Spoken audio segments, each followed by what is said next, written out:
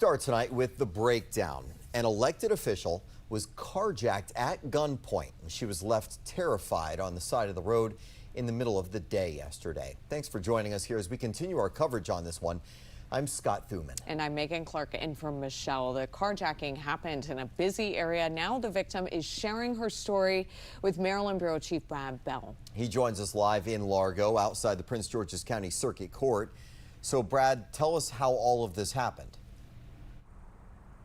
Yeah, well, she was just driving along, needed to pull over to take a phone call, and it was right here on this little connector road from 202 over basically to the Woodmore Town Center. Not in a parking lot, not at a gas station, the place she least expected, but this guy appeared and took her car.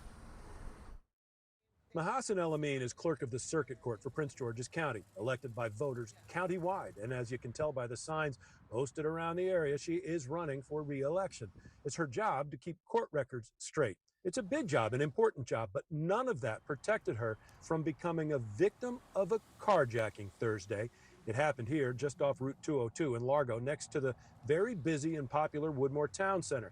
She stopped for just a moment to take a call when a man appeared at the side of her car. And then next thing you know, he opens up my car door and, you know, he has his hands in his pocket, face mask, hoodie, brown hoodie.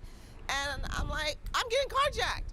And then I just freak out. The man showed her a gun, told her to get out, and drove off in her 2014 white Lexus IS 250. It's the most scariest thing that's ever happened to me in my life. It was so quick, just like that. And all the thoughts, like I'm literally going to die. Now, a victim, like so many who come to the courthouse where she works, she is speaking out, hoping the story has an impact. In Prince George's County, carjackings are down, but El-Amin says people should know that they are still happening, and she believes those who do them need to be prosecuted and punished. I do think that in order to curb crime, you need to be held accountable.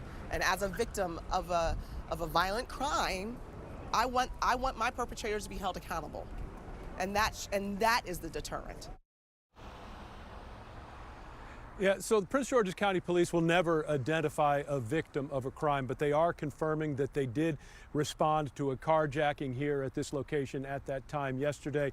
El-Amin is telling us that she doesn't know where her car is, that it still hasn't been recovered. Scott?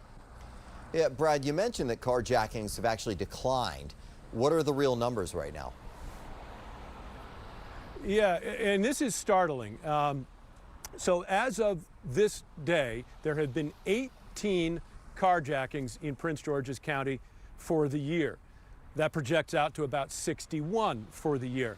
Compare that to 2023 when there were more than 500 carjackings.